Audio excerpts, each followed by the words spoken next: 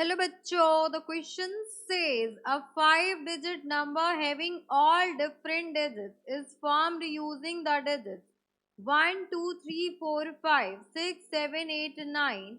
The probability that the formed number either begins or ends with an odd digit is equals to.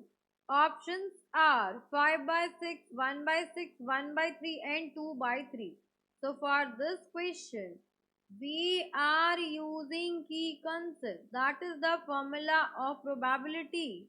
So we know that probability of A intersection A union B. So probability of A union B is equals to probability of A plus probability of B minus probability of A intersection B.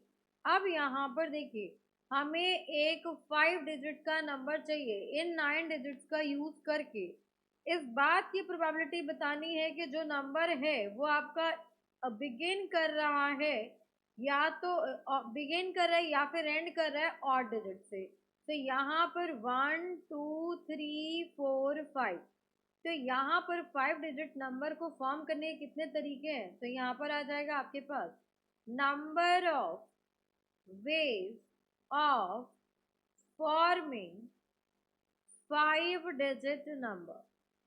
तो ये हो जाएगा आपके पास total outcome. तो यहाँ पर देखिए पूरे 9 डिजिट में से कितने डिजिट यहाँ पर आ सकते हैं? तो 9 में से कोई भी आ सकता है। देन सभी डिजिट डिफरेंट है, तो इसके लिए 8 ऑप्शन बच गए, यहाँ पर 7 ही ऑप्शन बच गए, यहाँ पर 6 और यहाँ पर 5। तो यहाँ पर पांचों में से कोई एक नंबर आ सकता है। तो नंबर ऑफ वेज कितना हो जाएगा? ये हो जाएगा 9 इंटू 8 इंटू 7 इंटू 6 इंटू 5। अब नेक्स्ट देखिए, यहाँ पर हम लेते हैं number of ways of forming 5-digit number with odd number at first place. हम स्टार्टिंग में कह सकते हैं कि फर्स्ट प्लेस पे आपका ऑड नंबर हो, यहाँ पर लिख लेते हैं स्टार्टिंग। अब यहाँ पे देखिए ऑड नंबर कौन से हैं आपके? तो अगर मैं ऑड नंबर की बात करूं तो 1 है, 3 है, 5 है, 7 है, 9 है। That means first, second, third, fourth, fifth. अब यहाँ पर इन्हीं ऑड में से, ऑड आपके पास 5 नंबर है, तो उन्हीं में से कोई एक नंबर आ सकता है, तो इसके लिए 5 ऑप्शन है। अब 9 में से एक चला गया तो कितने डिजिट बचे? इसके लिए 8 डिजिट में से कोई एक डिजिट आ सकता है। एंड नेक्स्ट इस प्लेस को फिल करने के लिए 7 ऑप्शन बच गए, इसको फिल करने के लिए 6 ऑप्शन और इसको फिल करने के लिए 5 ऑप्शन। तो यहाँ पर आ जाएगा आपके पास number of ways will be equals to odd number. मेरा से ऑड नंबर से आपका नंबर स्टार्ट होना चाहिए, तो वो हो जाएगा 5 इंटू 8 इंटू 7 इंटू 6 इंटू 5। अब नेक्स्ट आ जाएगा, ये इसको सेकेंड पार्ट रख लेते हैं। Third part is number of veg the number ends with odd digit. जो नंबर है मेरा एंड होगा ऑड डिजिट से। तो यहाँ पर देखिए first, second, third, fourth, fifth. अब यहाँ पर लास्ट प्लेस को फिल करने के लिए हमारे पास केवल 5 ही ऑप्शन होंगे।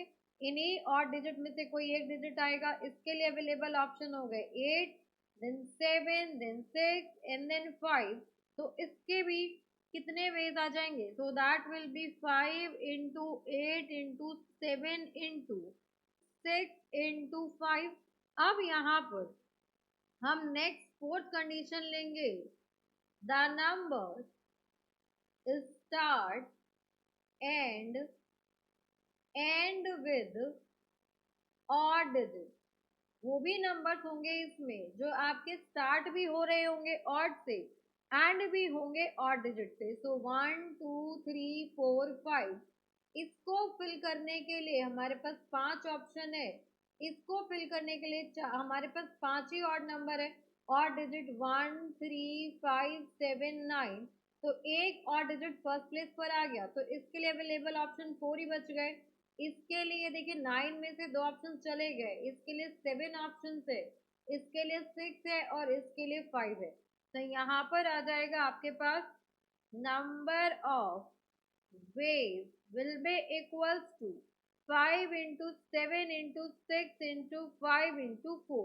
अब यहाँ पर फेवरेबल वेज कितने हो जाएंगे, तो यहाँ पर हम लिख लेते हैं favourable ways will be equals to, ये हो जाएगा आपके पास जो स्टार्ट हो रहे हैं आपके 5 से, तो उसके कितने वेज है, तो 5 square, this is 5 square into 8 into 7 into 6 plus जो आपके एंड हो रहे हैं और डिजिट से, वो है आपके पास again 5 square into 8 into 7 into 6, यहाँ पर भी आपका 6 आएगा। एंड नेक्स्ट इसमें से हम माइनस कर देंगे उनको जो आपके स्टार्ट भी ऑड से होंगे और एंड भी ऑड से होंगे, बिकॉज हमें या तो स्टार्टिंग ऑड से चाहिए या फिर हमें एंडिंग ऑड से चाहिए। तो ये हो जाएगा आपके पास 5 square into 7 into 6 into 4।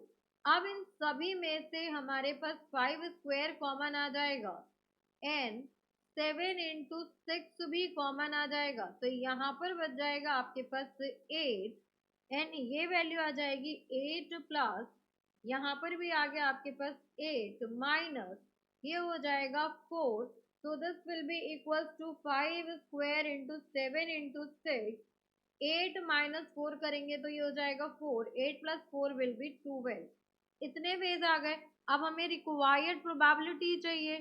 So probability of the event will be equals to favorable outcome, जितने भी मेरे फेवरेबल आउटकम्स है divided by total possible outcomes.